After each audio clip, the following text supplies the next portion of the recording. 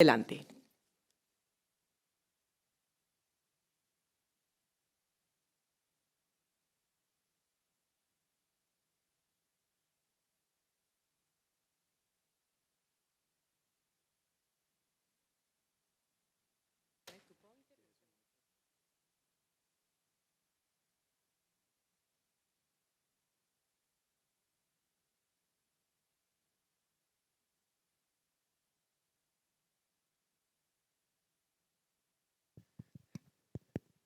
Bueno, muy buenas tardes. En primer lugar, muchas gracias a Landy, muchas gracias a Jaime, a Bruce, a todo el equipo por invitarme a compartir las ideas y el trabajo que estamos haciendo en el centro para tratar de entender mejor la transición energética, el panorama energético y en qué estamos. Y yo hoy quiero, si me ponen, gracias.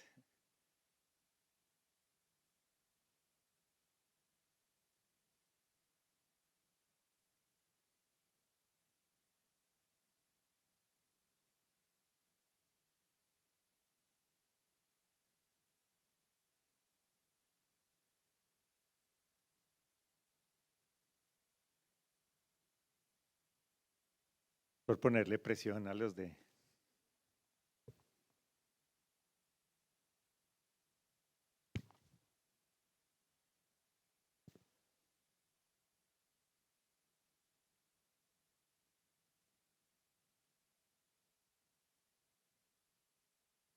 Listo, muchas gracias. Bueno, entonces, retomando lo que les estaba diciendo, y lo que quisiera hacer en este momento es que diéramos un paso atrás para tratar de mirar la foto grande, mirar el panorama energético al que nos estamos enfrentando ahora, porque como ustedes saben bien, aquí en el sector uno vive en el día a día metido en una cantidad de discusiones, salió una resolución, que se van a tomar esta decisión, y creo que es bueno en ciertos momentos parar y pensar cómo vamos y para dónde vamos, y la coyuntura que estamos viviendo, cómo se enmarca en ese panorama más grande. Y es lo que yo quisiera hacer hoy, darles algunas ideas a este respecto. Y lo primero que quiero hacer es arrancar por lo que nos dijo la COP28.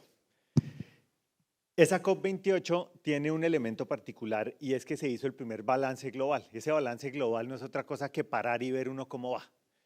Y la COP hizo unos informes para las discusiones que se tuvieron a cabo, hizo unos informes que permitiera ver cómo vamos. Estamos metidos desde hace rato en la transición, hablamos de transición, oímos un montón de información, pero ¿cómo vamos? De verdad, ¿cómo vamos? Lo primero para responder esa pregunta es mirar cuál es el marco que se tiene o que se tiene desde el IPCC, que son los científicos que miran esto para las Naciones Unidas, para pensar los temas de cambio climático y de transición. Y la discusión yo diría que ha estado 90% enfocada en el tema de mitigación. El tema de mitigación es que reduzca las emisiones y si reduce las emisiones lo suficientemente rápido y lo suficientemente bien, nos ahorramos los peores problemas del cambio climático porque evitamos el cambio climático. Esa es, si se quiere, la primera línea de defensa, lo que está en azul. Luego viene lo que está en verde, que es el tema de adaptación. Y el tema de adaptación es una segunda línea de defensa, que lo que hace es decir, bueno, si va a haber unos impactos, de todas maneras yo puedo hacer que esos impactos me afecten lo menos posible preparándome. Entonces aquí están, por ejemplo, todas las barreras contra inundaciones, reforzar la infraestructura, sistemas de manejo de cultivos, bueno, etcétera, etcétera. Esa es la segunda línea que realmente nos ocupa poco. Y una vez tiene uno esas dos líneas de defensa que las despliega pues lo mejor que pueda, se queda con un riesgo residual y cuando ocurran los eventos extremos que siempre van a ocurrir, pues ahí uno lo que va a tener que hacer es manejar unas pérdidas y daños con el esquema que tenga. Entonces este es el marco conceptual. Y con ese marco conceptual, ¿qué nos dijeron los informes que salieron de los científicos de cómo vamos? La respuesta, que es esta primera gráfica en el mundo de la mitigación, es mal. Vamos mal. ¿Y vamos mal por qué?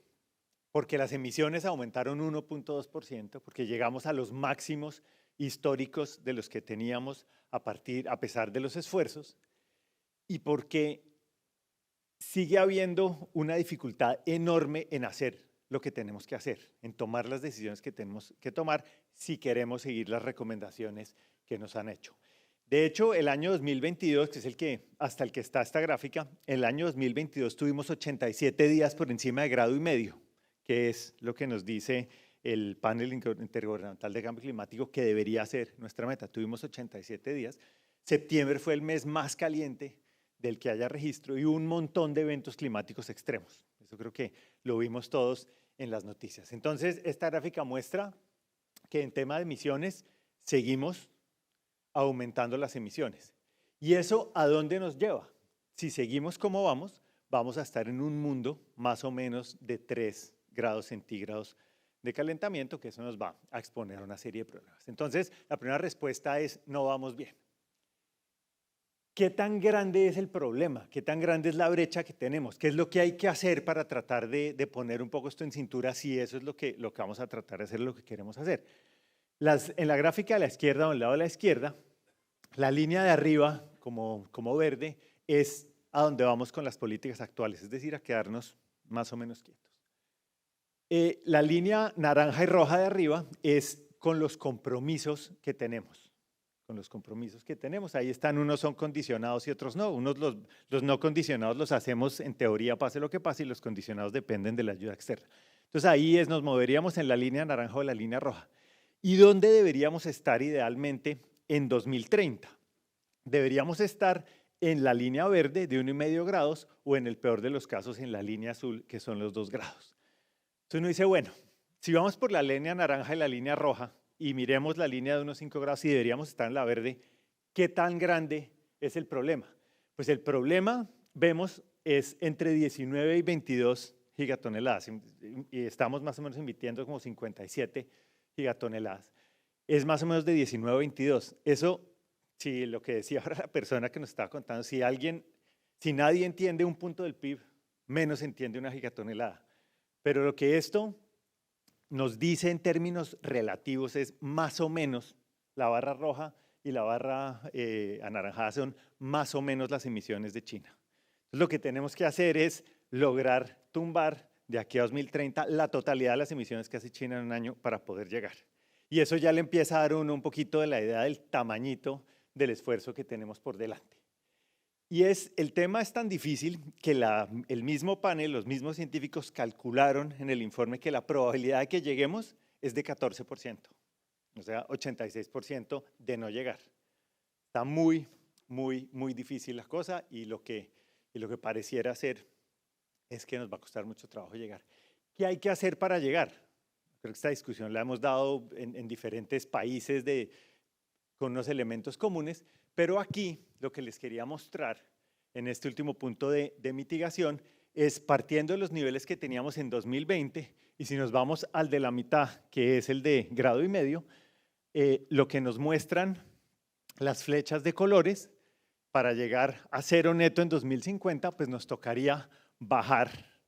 A partir de cortar emisiones, nos tocaría bajar 38 de las casi 60 que había. A la naturaleza le podemos dejar más o menos 3,6, son los cálculos que hacen, porque eso no es tan evidente que esté libre de riesgos ni es una solución infinita, eso tiene unas restricciones. Y aún así no llegamos, entonces nos tocaría además asegurarnos que la flecha naranja también funcione, y la flecha naranja son la captura directa de carbono, es decir, coger carbono que ya está y removerlo de la atmósfera.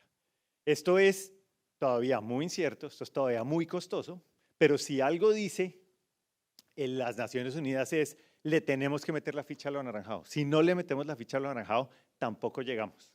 Entonces ahí sí que se acaba de ver más complejo el panorama, porque el tamaño de lo que tenemos que hacer es gigantesco. No estamos llegando, no hemos sido capaces, no parece ser evidente que lleguemos. Y entonces la pregunta es, ¿y entonces qué? Entonces ahí es cuando entra uno en el mundo de la adaptación. Esto no quiere decir que sean sustitutos, ¿no? Como vimos al principio, son dos líneas de defensa.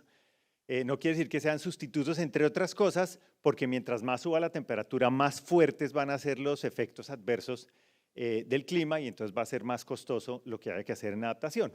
Pero pues lo cierto es que necesitaríamos también movernos en adaptación. ¿Y qué nos dice esta gráfica? Esta gráfica lo que nos dice es cuánta plata necesitamos para hacer adaptación.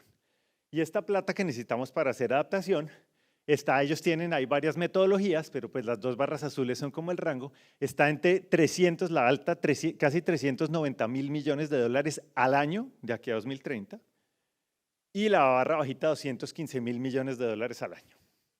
Esto centrado además fundamentalmente en los países en desarrollo. ¿Qué quiere decir eso de nuevo en plata? Esos números tampoco creo que los entiende uno mucho, pero si uno mira cuánto nos costaría en términos de PIB, y voy a usar puntos del PIB, eso es más o menos entre 0.6 y 1 punto del PIB, más cercano a 1 punto del PIB. Y si uno mira además lo que necesita hacer en materia de mitigación, lo que nos cuesta hacer mitigación, nosotros tenemos unas estimaciones para Colombia, eso puede ser por ahí otro punto del PIB al año. O sea que estamos hablando más o menos en términos de inversión de 2 puntos del PIB. Y eso es mucho, es poquito, eso cabe, eso no cabe, eso qué. Cuando uno mira la tasa de inversión de la economía en Colombia, nosotros invertimos más o menos 18% del PIB. Y la inversión pública total, la que es inversión de verdad, es más o menos 2 puntos del PIB. Entonces piensen que habría que hacer un esfuerzo todos los años, más o menos del tamaño de la inversión pública total que se hace, o de casi el 20%, bueno, no de casi, sino como un 10% de la inversión total del país únicamente dedicada a estos temas. Entonces la cosa se ve muy, muy, muy difícil, con el agravante de que no tenemos, ni nosotros ni la mayoría del mundo, planes bien armados para ver cómo vamos a manejar los temas de la adaptación. En mitigación hemos avanzado mucho, hemos hecho mediciones, tenemos números, tenemos regulación, tenemos reglas, tenemos marcos internacionales. En adaptación estamos muy colgados, porque ni siquiera las definiciones básicas están claramente entendidas y eso dificulta poder cuantificar los esfuerzos, poder valorar lo que se necesita y poder conseguir la plata y llevarla a lo que tendríamos que llevarla. ¿Qué pasa si, también de nuevo recayendo en los temas de Naciones Unidas, qué pasa si no cumplimos las metas? Si no cumplimos las metas, pues aquí hay unas estimaciones, creo que los punticos ayudan como a darse una idea inicial de lo que podría pasar. Fíjense, en el panel de arriba a la izquierda, estos son temperaturas extremas. En teoría de 1850 a 1900 son fenómenos, esas temperaturas extremas son fenómenos que se venían una vez cada 10 años. Y ahí lo que nos va diciendo cuando nos movemos a la derecha es cuántas veces cada 10 años empiezan a tener esos fenómenos. Entonces, por ejemplo, uno en un mundo de 4 grados, que sería el extremo, lo tendría 9.4 veces en 10 años, sería el que podría tener esos eventos extremos. A la derecha es lo mismo, pero fenómenos mucho más extremos que se daban antes cada 50 años se volverían mucho más recurrentes. Y cuando uno tiene temas de precipitación, inundaciones o sequías que afectan la producción agrícola, tendríamos un patrón similar. Entonces, el mensaje que les quiero dar acá es, no vamos bien, esto está enredado, no hemos empezado en forma en serio la discusión de adaptación y si esta ciencia está bien, pues vamos a tener que enfrentar unos costos difíciles y vamos a tener que pensar cómo lo vamos a hacer si queremos que no nos golpee tan duro. ¿Y Colombia qué? ¿Colombia en todo esto dónde está? Bueno, hay varias escalas para medir, pero este es un índice interesante que lo hace Swiss Re, que son reaseguradores suizos que están en el negocio del riesgo y mirando, han desarrollado unos índices climáticos. Ahí están los países que están rankeados, los 48 países que están rankeados, y Colombia está de número 42 de 48, es decir, sería el séptimo más riesgoso de esa muestra. Y cuando uno mira en qué posición, 48 es el mayor riesgo, cuando uno mira dónde se concentran nuestros problemas, están en los temas de agricultura, temas de salud y algunos otros temas asociados a actividades humanas. Entonces, a Colombia también le corre un riesgo importante y en este estudio que es más viejo, un poco más viejo, que es el IDEAM hizo con las Naciones Unidas, son también unos riesgos a nivel municipal, ahí ya vemos municipios, vemos todos los colores y vemos que el país como país en ese estudio estaba de 33 de 180. O sea, nos interesa pararle bolas a esto y tratar de resolverlo. ¿Y en la práctica esto qué? Pues en la práctica, si ustedes se acuerdan, estas fotos son del fenómeno de la Niña 2011, donde tuvimos unas inundaciones muy, muy, muy severas donde aquí esto es un mapa del IDEAM, y fíjense los colores azules, y donde está azul más oscuro estamos hablando casi el doble de lo que son las precipitaciones normales, y unos estimativos que hizo después el IDEAM, donde dicen que las pérdidas en ese momento fueron casi de 9 billones de pesos, que en plata hizo como 14 billones de pesos. Ese tipo de cosas las hemos experimentado y tenemos que pensar qué hacer. Entonces ahí, estos son como una síntesis de en lo que estamos en términos de los esfuerzos de esa tarea, de esa pelea que estamos haciendo, lo cual termina siendo muy frustrante porque uno pedalea todos los días para tratar de hacer esto lo mejor posible, ¿no? En la medida de lo que puede, tratando de conciliar las distintas tensiones que tiene entre lo social, entre lo ambiental, asegurar que haya una tensión de la demanda, pero lo cierto es que vamos mal. Y Colombia, que tiene el 0.6% de las emisiones mundiales, controla el 0.6% del problema de mitigación. Pero sí, Colombia es responsable del 100% de su problema de adaptación, pues más lo que pueda conseguir en la comunidad internacional, pero es responsable. Y tenemos que dar esta discusión, empezar a ponerla en el centro de la mesa. Entonces, ¿en qué vamos? Esto es simplemente recordar cuáles son nuestras metas de emisiones en el sector energético. Nuestra meta de reducción de emisiones total, los 280 millones de toneladas más o menos que tenemos, con una caída del 51% a 2030 y con, en teoría, carbono neutralidad en 2050, y donde más o menos 1/3 de las emisiones vienen de energía y 2/3 de otros sectores, como ustedes ya lo saben bien. ¿Qué es lo que deberíamos hacer para poder cumplir esas metas a mínimo costo y hacer nuestra contribución en línea con lo que nos hemos comprometido? Bueno, nosotros hemos hecho muchos escenarios, hemos modelado muchos escenarios de cómo hacerlo, cómo cumplir a mínimo costo sin dejar de atender ninguna demanda de energía.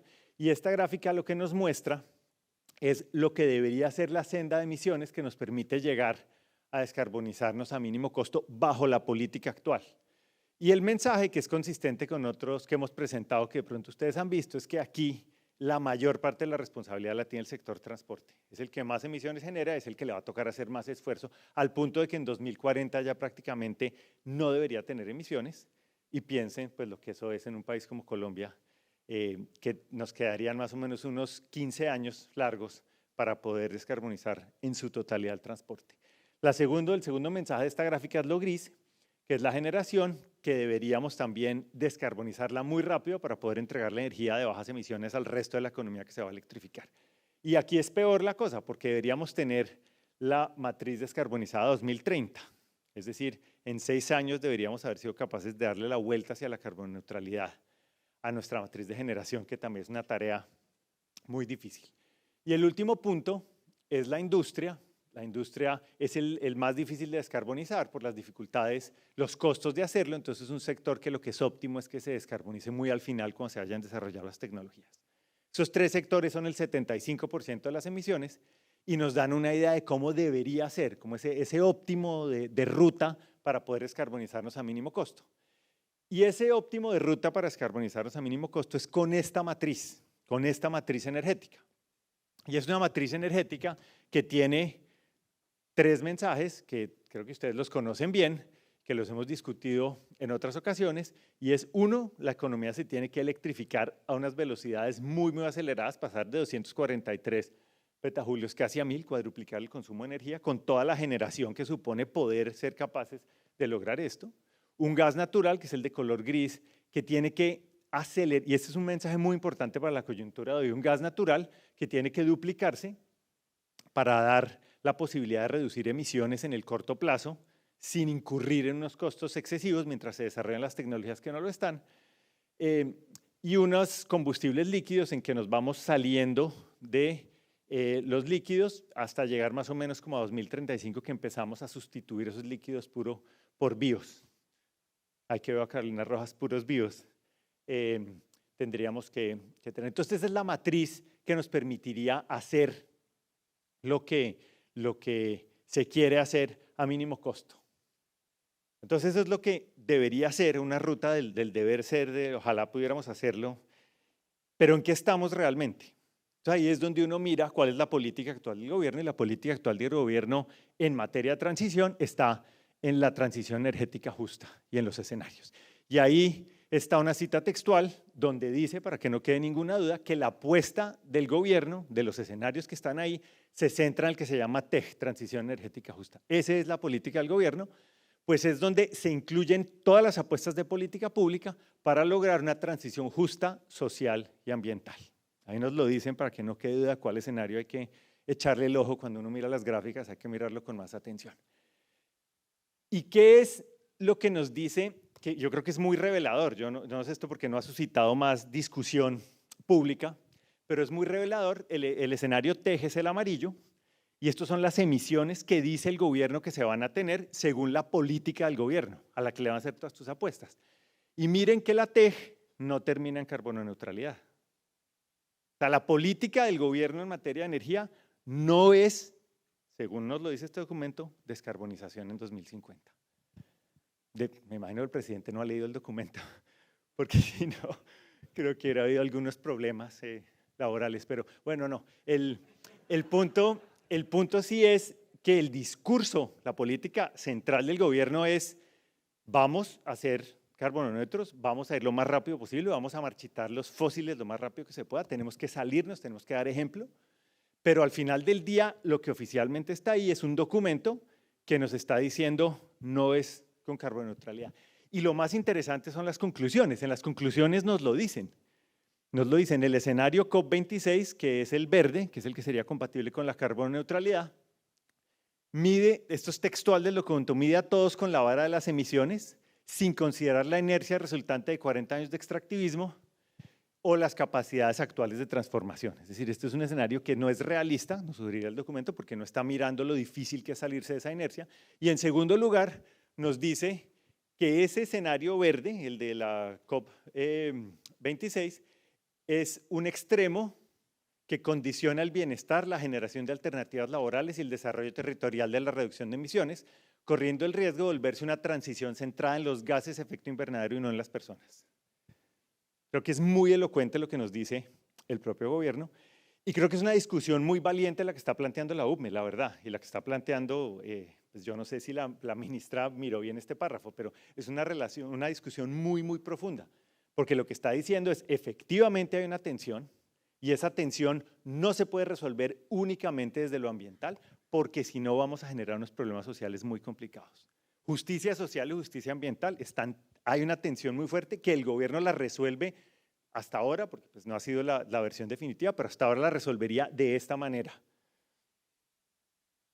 Pero no solo, más allá de que no haya carboneutralidad o no, la otra cosa que es importante es entender el escenario para que se pueda volver realidad lo que implica. Entonces implica, y eso es parecido a las cosas que vimos atrás, multiplicar por 6 la capacidad de generación, nosotros nos da un poquito menos, pero pues es parecido, reducir a la mitad la demanda de petróleo en las refinerías, o sea, todo en línea con el transporte, creciente dependencia de importaciones, en la segunda mitad de esta década ya perderíamos la autosuficiencia en todos los fósiles, bueno, en carbón realmente no, porque ahí no tenemos un problema de reservas, pero el carbón sí, que es el último bullet que está ahí, dicen no, nada de producción de carbón térmico en 14 años. Y por el lado de la demanda, 3/4 partes de reducción del consumo de los fósiles en el transporte, meter el hidrógeno de una manera muy exitosa y acelerada para que sea el 10% de la matriz energética 2040-50, la matriz energética de transporte, que se ve optimista, una política industrial que tendría que, si en el éxito que el gobierno plantea en los escenarios, tendría que acomodar un montón de demanda con energías limpias, eficiencia energética con éxito en el 40% de los procesos industriales y unos hogares que consuman 10% menos de la energía que consume hoy.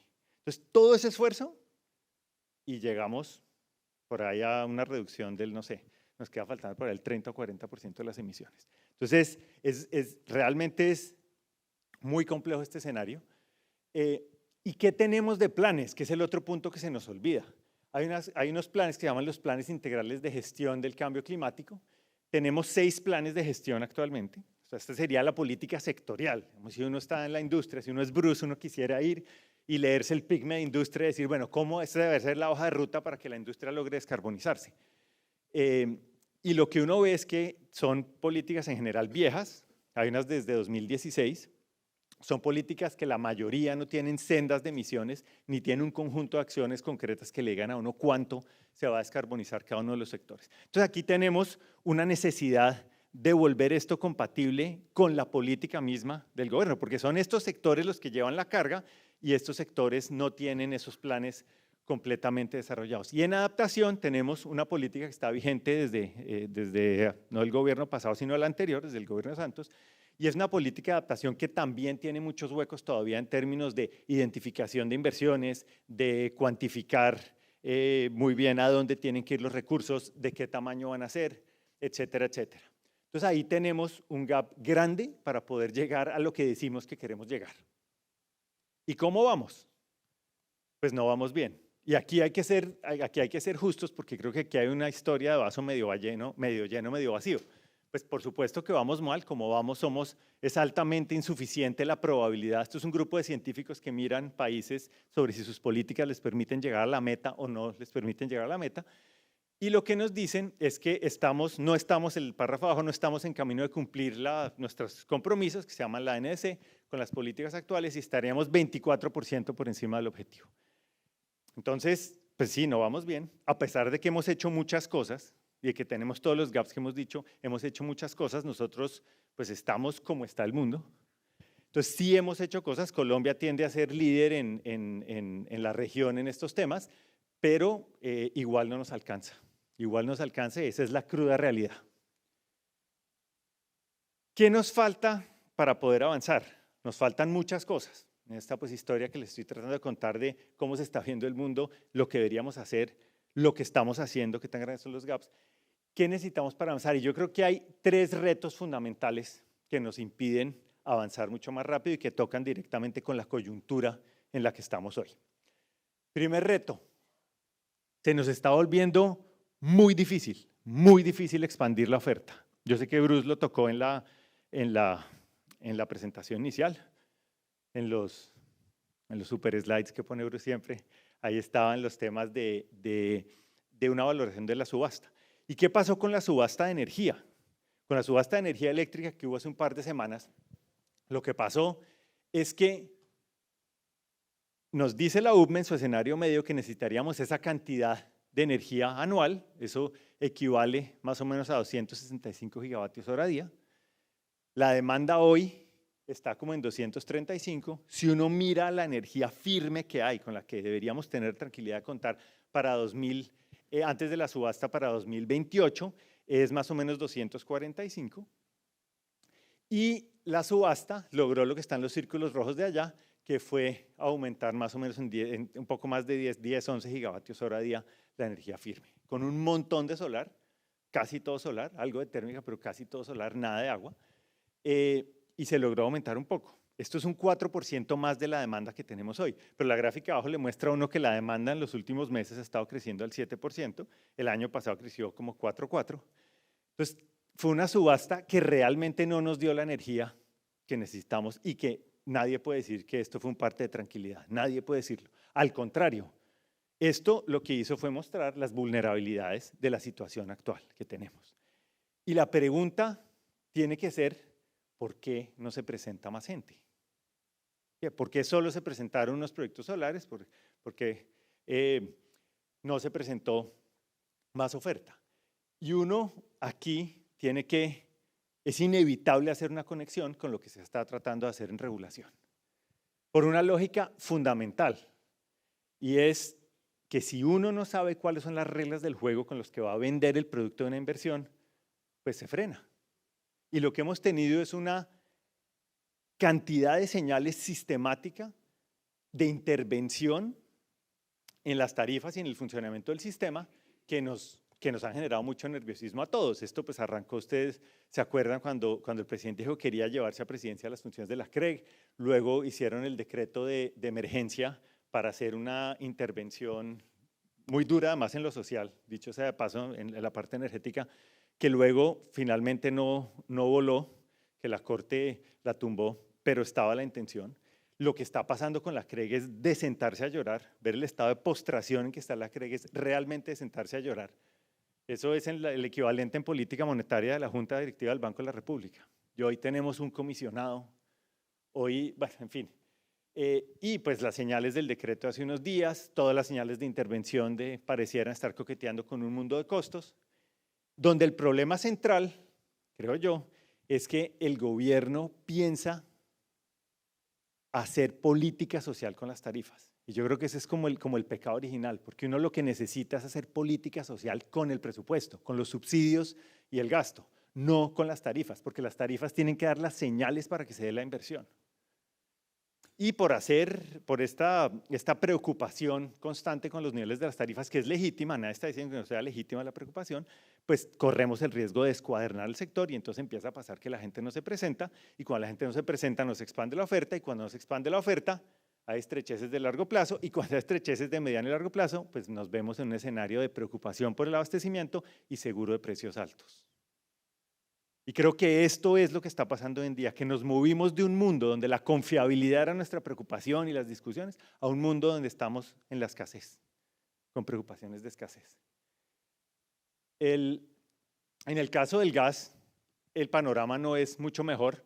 Aquí están en las barras verdes, son las reservas que tenemos año a año, las oficialmente certificadas, la barra azul oscura o verde oscura, son las producciones anuales y cuando uno divide una por la otra le da el número de años que le quedarían si siguiera produciendo a la misma velocidad. Entonces, en petróleo hemos tenido, digamos, una caída con una pequeña recuperación y en petróleo estamos manteniendo un balance exportador que sustenta buena parte de la macro del país, pero en gas, si uno mira la relación reservas-producción, que es la que les acabo de decir, el número de años que le queda, pasamos en 2010 de tener 13.6 años de reservas a tener 7.2 en el último balance oficial.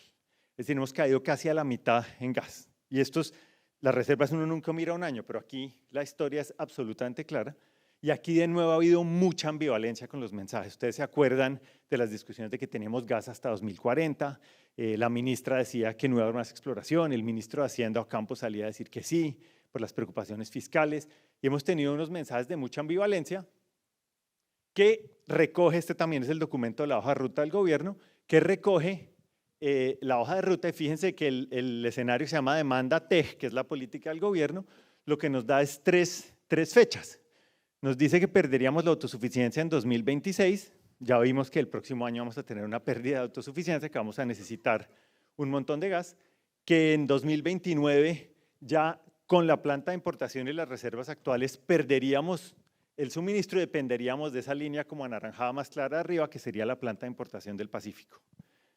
Pero entonces uno mira la planta de importación del Pacífico y ve que ha habido 2 convocatorias en que la gente no se ha presentado. ¿Y la gente por qué no se ha presentado? Porque los proyectos son difícilmente bancables con los riesgos constructivos que hay. Entonces, muy difícil el tema de hacer proyectos, no es solo en los renovables en La Guajira, hay una dificultad general de hacer proyectos y pues, que hablar con las líneas de transmisión. Está Camilo que nos podrá contar ahora de las líneas de transmisión, pero una situación muy difícil. Con un anuncio esta semana que yo creo que nos sorprendió a varios por su magnitud, y es que cerca de una quinta parte de la demanda actual de gas en Colombia ya no seríamos capaces de atenderlo el próximo año y necesitaríamos empezar a importar. Y pues obviamente la capacidad de importación que tenemos está concentrada en el Caribe y la noticia es que buscaríamos ir a Venezuela. Y esto pues plantea un montón de interrogantes adicionales, ¿no? Y es qué seguridad en la oferta vamos a tener, qué aprendimos de Europa y Rusia, qué confiabilidad vamos a tener, cómo va a funcionar el tema de las sanciones, eso en qué medida podría perjudicar un tipo de transacción económica pues o esta dependencia. Uno tendría que pensar también un par de consecuencias adicionales. La primera es que Venezuela en su industria de hidrocarburos es de las peores del mundo en términos de contaminación. En venteo y quema de gas, Venezuela puede tener al día 1 o 2 veces el consumo de Colombia simplemente en venteo quemas. Entonces ahí uno tendría que pensar cuál es la preocupación por el tema ambiental, por el gas que viene de Venezuela. Pero más allá de eso tiene una consecuencia perversa muy complicada. Y es que si nos venden un gas muy barato y nos dan un sentido de estabilidad, esto lo que va a hacer es que va a matar los desarrollos internos de gas. Y simplemente, si el gas de Venezuela es suficientemente barato, ¿para qué offshore? ¿Para qué otros desarrollos aquí?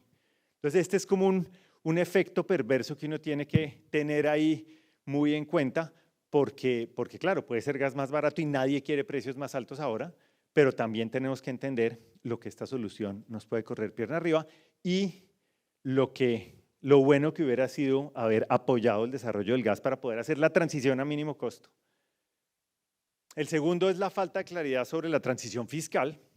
Esto de nuevo es los ingresos que vienen del petróleo, que tanto de los ingresos del gobierno central vienen del sector petrolero. Y ustedes ven que el último dato es 3.6, eso es casi 2 reformas tributarias de las que se le aprobaron a José Antonio Campo. Entonces es muy, muy significativo. Claro, estos son las contribuciones de precios muy altos, pero si uno hace un promedio, esto está entre 1,5 y 2 puntos del PIB. O sea, realmente, lo que hemos dicho varias veces, sin transición fiscal no puede haber transición energética. Es muy, muy difícil, entre otras cosas porque reemplazar esos ingresos se hace muy difícil. Esto lo que es por cada unidad de producto, esta gráfica la he mostrado en otra ocasión, pero creo que sigue siendo muy relevante, y es por cada unidad de PIB de petróleo y gas, cuántos impuestos se pagan, y eso hacemos para cada sector. Por cada unidad de producto de ese sector, cuánto representan los impuestos a la fiscalidad del sector, y luego todo lo comparamos con petróleo y gas.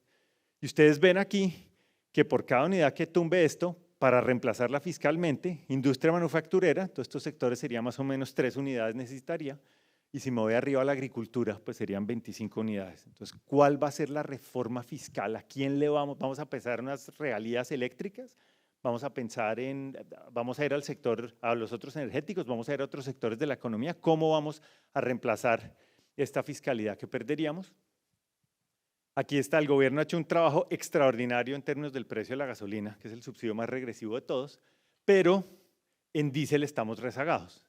Aquí lo que ven, estos son como 140 países, y ustedes ven dónde está Colombia, y Colombia pues igual está con uno de los diésel más baratos del mundo, de los más baratos ciertamente de la región, y esto pues da lugar a lo que estamos viendo acá. Esto es sacado del marco fiscal de mediano plazo, y para 2023 la expectativa es que el cierre sea solo por diésel más o menos unos 15 o 16 billones de pesos.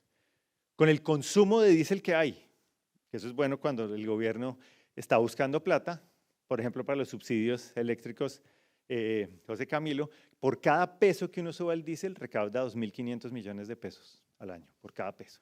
Pues hagan las cuentas, si uno sube 100 pesos son 250.000 millones de pesos, y uno puede pensar en que puede quitar este subsidio regresivo para invertir en otras cosas de sector que tengan más sentido desde el punto de vista social y energético. En lo fiscal también hay que ver qué es lo que vamos a hacer con el impuesto al carbono, pues si no, la transición no va a ocurrir si uno no le pone precio al carbono de alguna manera. Nosotros estamos muy abajo. La reforma no hizo realmente mucho en ese sentido. Bueno, incluyó al carbón y le puso 2 años de gracia y 4 años para llegar a plena tarifa, pero en ese sentido pues el gobierno tiene que decir cómo va a hacerlo, porque si no va a ser muy difícil hacer la transición.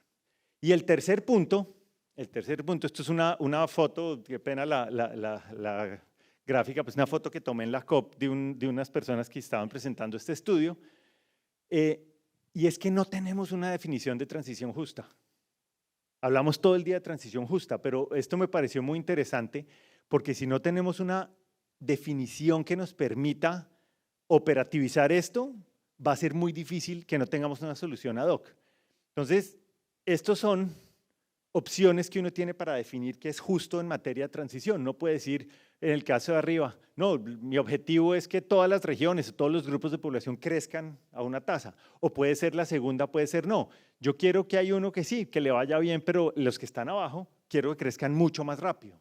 O tengo una tercera opción y es no, yo lo que quiero es una cosa igualitaria, y es que converjan los de arriba, por ejemplo, que consuman menos energía, y los de abajo, subirlos para llegar a un consumo de energía, por ejemplo, que sea igual para todo el mundo desde la disparidad que hay. O puedo hacer el que está abajo, y es yo quiero tener unos pisos de consumo, yo necesito que nadie tenga menos de un piso, entonces los que están arriba los dejo como están, los que están abajo los llevo, me concentro en los que están abajo. O también puedo hacer lo contrario, y es decir, hay unos que están muy arriba y los puedo bajar. Entonces fíjense que hay hay diferentes enfoques conceptuales para decir qué es lo que quiero hacer yo como país, como gobierno, con una transición energética justa, y lo tengo que definir de alguna manera, porque si no, no me puedo poner metas y no puedo organizar las inversiones que se necesitan. Mucha de la discusión es en lo laboral. Esta gráfica muestra de las encuestas de hogares del DANE, que no recogen necesariamente toda la actividad, sobre todo en carbón, que hay tanta dispersión y que hay zonas apartadas. Es difícil que las encuestas del DANE recojan la totalidad, pero de lo que recoge el DANE nos muestra esta diferencia de ingresos.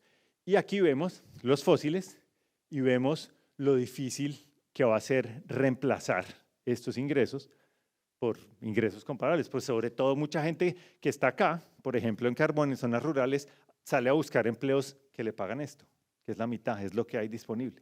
¿Cómo vamos a hacer? ¿Cuánta gente es? Según el DANE, hay más de 120.000 personas trabajando directamente en estos sectores, como les digo, de pronto subestimados, o pueden ser 120.000 familias, que no es un problema menor y que tienen unos contratos, además, con los que tienden a estar contentos. Y las finanzas territoriales es el otro punto. Aquí hay, esto es un grupo de municipios que tienen las mayores, como proporción de sus ingresos corrientes, los mayores ingresos por concepto de regalías, y ahí pues vemos son municipios pequeños, tienden a ser municipios pequeños. Todos estos son, por ejemplo, el primero, entonces en Barrancas, en La Guajira, de regalías recibe 530% de sus ingresos corrientes, de los que es capaz de generar. Y lo que uno ve es que hay una enorme cantidad de municipios donde son completamente indispensables estos ingresos, y que además tienen un NBI, que son las barras azules, unos NBIs muy altos, con los índices de pobreza altos. Y esta discusión tampoco la hemos dado. Hace unos días estuvimos hablando con sindicatos del carbón, con Carlos Cante, que lo veo aquí, y les preguntamos, ¿ustedes cómo están viendo esto? ¿Cómo es la transición para ustedes? ¿Qué opinan en territorio, en las regiones? Y la respuesta es, esta es una discusión que en forma no ha llegado. Y ellos le dicen a uno algo que es evidente, pero es muy dramático, y es, y lo que yo sé hacer que ya no se va a necesitar, ¿dónde se puede usar? ¿Qué puedo hacer con eso? Y es duro, si uno lo piensa en términos individuales, pues es muy difícil. ¿Qué hace uno? Y tenemos que pensar en algo, porque es muchos municipios y mucha gente que va a perder con la transición. Bueno, muy bien. Entonces fíjense que no vamos bien en adaptación y mitigación, estamos colgados. Tenemos que hacer unas cosas que no las estamos haciendo, tenemos muchos rezagos en la política. Y tenemos tres cosas que nos están dejando avanzar, pues hay varias, pero una tiene que ver con la capacidad de expandir la oferta, otro tiene que ver con el tema fiscal, y una tercera, creo yo, crítica es entender bien qué es la transición justa para que pueda tener la legitimidad y el componente ético que debe tener. Entonces, ¿qué sigue? Yo creo que más para abrir la discusión que para dar unas recomendaciones finales, yo creo que deberíamos concentrarnos en tres cosas. Lo primero, lo que les decía, estamos pasando de un mundo de la confiabilidad a un mundo de la escasez. Lo de gas y lo de electricidad es muy complicado y creo que nos augura buenos tiempos si no logramos resolver esto. En segundo lugar, tenemos que entrar de lleno en la discusión de adaptación. Es algo que nos viene y más nos vale pensarlo y tomar una decisión de cómo lo vamos a enfrentar, pero más nos vale discutirlo con juicio. Y tres, que es quizá mi mensaje de fondo, es que yo creo que con todas las dificultades no podemos dejar de buscar una política que esté mejor hecha, que dé las señales correctas y que se pueda coordinar. Creo que no podemos desistir de hablar con el gobierno, de explicarle, de mostrar los costos, las disyuntivas de hacer ciertas cosas, porque más allá de los qués, de querer mejorar en una serie de áreas que creo que es legítimo hacerlo, lo que estamos muy enredados son con los cómo, porque esos cómo nos están poniendo el sistema en riesgo como no lo habíamos tenido antes. Y nos toca no desistir. Muchas gracias.